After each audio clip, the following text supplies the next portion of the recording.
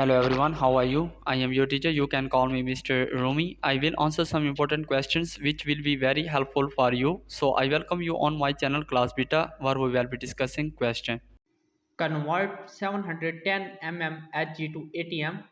Correct answer is to convert 710 mm Hg to ATM, we use the conversion factor of 1 ATM equals 760 mm Hg. So 710 mm Hg converted to ATM is calculated as follows: 710 mm Hg times frac 1 ATM 760 mm Hg equal 0.9342 ATM. Therefore, 710 mm Hg is equivalent to approximately 0.9342 atm. So that was our today's correct answer to question. If you have any other question, please let me know in the comment section. I will be answering your question soon. Thanks for watching the video. Be sure to like, share and subscribe our channel. See you in the next question. Bye bye.